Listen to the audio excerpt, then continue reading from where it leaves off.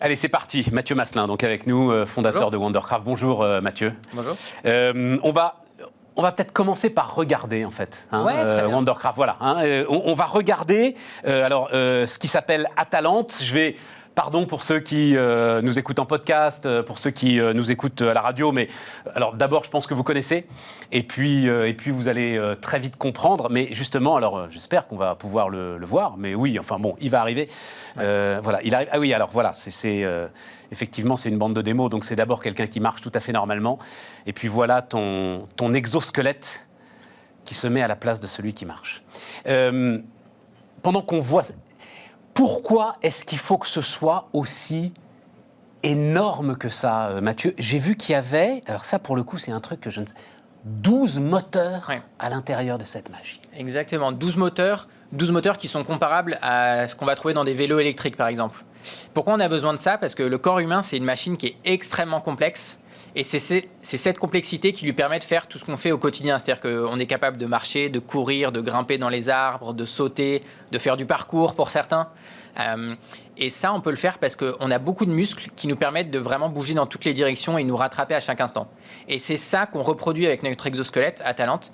C'est cette capacité à faire des mouvements dynamiques qui vont nous permettre de reproduire toutes les capacités du corps humain. Et donc, c'est exactement ce qu'on a voulu faire depuis le début. C'est être le premier exosquelette qui n'est pas juste là pour faire bouger les jambes sans vraiment avoir réfléchi à pourquoi on fait bouger les jambes. Mais ce qu'on veut, c'est reproduire la marche humaine pour ce qu'elle apporte en termes d'autonomie, de santé et ce que ça va faire. Et donc ça veut dire qu'il faut des moteurs dans les hanches. Oui. Indépendant des moteurs qui sont dans les genoux, oui. Indépendant des moteurs qui sont dans les chevilles. Exactement. En fait, c'est exactement ça. C'est ce que vous venez de décrire là, c'est notre architecture. C'est au niveau des hanches pour faire tous les mouvements, pour pouvoir écarter la jambe, la lever. Au niveau des genoux pour pouvoir accélérer. Et au niveau des chevilles pour pouvoir, entre autres, gérer l'équilibre et la direction. Et donc, il faut qu'on ait des algorithmes qui pilotent tous ces moteurs, parce qu'il y a deux jambes, hein, évidemment. Et ces algorithmes, ils doivent fonctionner très, très, très vite. Ce qu'on appelle à très haute fréquence, c'est des algorithmes temps réel, parce que le temps de décision, c'est la milliseconde. C'est-à-dire que toutes les millisecondes, il faut qu'on dise à ces moteurs, OK, qu'est-ce qu'il faut faire pour, si je suis en train de marcher, continuer à marcher? Si quelqu'un me pousse sur le côté, me rétablir mon équilibre. Si je suis en train de monter des marches, pousser un peu plus fort parce qu'il faut monter. Et ça, c'est le savoir-faire qu'on a développé chez Wondercraft. Et aujourd'hui, on est capable de faire tout ce que je viens de décrire. Celui qu'on voit là, donc, qui lance un ballon de basket dans un panier, donc il est paraplégique. Oui, c'est bon. Kevin. Il n'y a plus d'impulsion, c'est-à-dire qui donne l'ordre premier qui va faire que le moteur de la hanche va... Ouais. Alors ça, c'est Kevin, parce qu'il a effectivement plus de motricité en dessous de l'abdomen, en gros, mais il peut encore bouger le haut de son corps. Et nous, on vient l'équiper, c'est ce qu'on voit dans les images à l'écran, d'un gilet qui va analyser les mouvements qu'il fait avec le haut du corps. Et en fonction de ces mouvements, l'exosquelette va se lever. Donc c'est pour ça qu'on le voit faire une impulsion au moment où il veut se lever.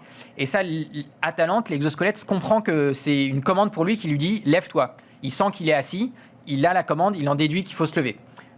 De la même manière, quand il veut commencer à marcher, il va mettre une impulsion avec le haut du corps et l'exosquelette va se mettre à marcher. S'il voulait aller sur le côté, il bougerait un petit peu les épaules d'un côté et de l'autre. Donc on a développé toute une interface qui est super intuitive parce que ça correspond de toute façon à ce qu'on aurait fait en tant qu'être humain. Alors peut-être de manière un petit peu plus marquée pour la marche, mais par exemple quand vous voulez vous lever, vous faites exactement ça, une grande impulsion vers l'avant parce que vous créez la dynamique qui vous envoie vers l'avant et ensuite vous vous relevez. Et donc lui, Kevin, il a appris finalement à marcher avec Atalante ou... En fait, il fait ce qu'il faisait quand il avait des jambes et Atalante le suit comme des jambes pouvaient le suivre. Il a appris, mais c'est un apprentissage qui prend de l'ordre de 10-15 minutes. C'est-à-dire que quand on a rencontré Kevin, c'était dans le cadre d'une compétition qui s'appelle le Cibathlon, qui sont un peu les JO des exosquelettes. Et on cherchait un pilote pour représenter Wondercraft à cette compétition. On l'a fait monter dans l'exosquelette, il s'est mis dedans, il s'est levé instantanément, il a commencé à marcher dès le début. Donc en fait, l'apprentissage est très rapide. Après, pour maîtriser parfaitement, effectivement, on s'améliore au fil du temps parce qu'on comprend mieux comment la machine va réagir et puis on arrive à mieux fonctionner avec elle. Mais marcher avec Atalante, c'est quelque chose qui se fait le premier jour où on rentre dans Atalante. Et tout ça, c'est c'est quoi? C'est 8 ans de boulot? Ouais, on a commencé en fin 2012. Alors, c'est vrai qu'à l'époque, en fait, on a commencé, on n'avait rien. Donc, on est parti vraiment de zéro. Et quand on a commencé, beaucoup de gens nous ont dit, c'est pas possible, en fait. Déjà, faire marcher des robots, les plus grands labos de robotique s'y sont cassés les dents. Alors, imaginez qu'un robot va accueillir un être humain qui va le perturber dans tous les sens, on ne sait pas ce qu'il fait dedans, et que ça va marcher. On a eu beaucoup de scepticisme. Et aujourd'hui, c'est génial parce que, par exemple, là, vous voyez les images de Kevin. Au Cibathlon, on a fonctionné devant tout le monde. Tout le monde a pu voir qu'effectivement, aujourd'hui, avec notre exosquelette, on marche, on monte des escaliers, on tourne et on est capable de faire tout ça juste avec l'exosquelette. Je me souviens, Mathieu, que Wandercraft est resté silencieux pendant de très nombreuses années parce que tu portes un tel espoir, en fait, avec cette machine, que tu ne voulais surtout pas, justement, aller au-delà, que la promesse soit en fait trop forte pour ceux qui sont aujourd'hui paralysés. Aujourd'hui encore, il faut être clair. Moi, je vois bien dans tout ce que tu communiques et ce que vous communiquez, je trouve ça très bien, aujourd'hui, c'est pour améliorer la rééducation. Ouais. Il n'est pas question de sortir dans la rue avec Atalante. Non, il n'est pas question de sortir dans la rue avec Atalante, mais on sait que c'est faisable. Et c'est ça qui a changé un petit peu dans les derniers 6-12 mois. C'est qu'aujourd'hui, on sait, parce qu'on a pu le tester chez nous, que c'est faisable. On est capable de gérer l'environnement réel. Le Cibathlon, c'était un bon exemple de ça. On était obligé de fonctionner sans aucune des mesures de sécurité qu'on peut avoir en centre de soins. C'est compétition entre les différents exosquelettes. Voilà. C'est ça, c'est un peu c'est les JO de toutes les équipes de recherche, etc. Même certains industriels quand ils veulent se confronter aux équipes de recherche. Et en fait, on voit qu'on est capable de gérer l'environnement urbain. Alors, ça ne veut pas dire qu'on a le produit pour et qu'il est disponible aujourd'hui, mais ça veut dire que aujourd'hui, on sait qu'on va réussir, en fait. C'est juste une question de temps. Est-ce que ce sera 2, 3, 4 ans avant que ça puisse devenir mainstream? Avec une machinerie qui sera aussi lourde que celle-là? Non, avec une machinerie qui sera beaucoup plus légère et beaucoup plus intégrée, on va dire. Aujourd'hui, ce sur quoi on travaille, c'est une nouvelle plateforme qui, justement, sera beaucoup plus compacte, beaucoup moins visible, on va dire, beaucoup moins encombrante et qui permettra de se déplacer un peu partout. Mais quand je lis améliorer la rééducation, Kevin, donc là, par exemple, lui ne marchera plus jamais sans a priori, non, sauf s'il y a des améliorations. Voilà, incroyables. Donc, ça veut dire que c'est pour ceux qui peuvent encore avoir récupéré? Pas que, en fait. Et c'est ça qui est super excitant en ce moment, c'est qu'on a commencé la commercialisation d'Atalante assez récemment, fin 2019. Et depuis fin 2019, il y a des équipes médicales, souvent celles qui sont le plus en avance, qui sont vraiment au forefront de la recherche, qui utilisent Atalante dans leur pratique clinique, au quotidien, pour traiter leurs patients. Et en fait, ils voient ce que nous, on ne peut pas savoir forcément en tant qu'ingénieur. Alors nous, on a des médecins dans l'équipe, etc., mais on n'est pas avec les patients au quotidien. Eux, ce qu'ils voient, c'est que ça peut être utile dans beaucoup de cas de figure. Et même pour des patients comme Kevin, par exemple, rien que le fait de se reverticaliser, ça a un impact important, très important sur leur santé. Et donc, par exemple... Sur tout le métabolisme. Exactement. En fait, on discutait avec un professeur de médecine de la PHP, professeur Graciès, qui est quelqu'un de vraiment visionnaire aussi. Et ce qu'il explique, c'est que tous les tissus du corps humain s'altèrent quand on est en position horizontale prolongée. Et donc, c'est très important de remobiliser les gens, de les redresser, de les reverticaliser, de leur faire des choses debout. Et ça a un impact, alors qu'on est en train de quantifier à travers des études cliniques, mais sur la santé. Et par exemple, à Berck, qui est un de nos très grands partenaires aussi, c'est même pas des patients paraplégiques qui utilisent l'exo, c'est des patients tétraplégiques.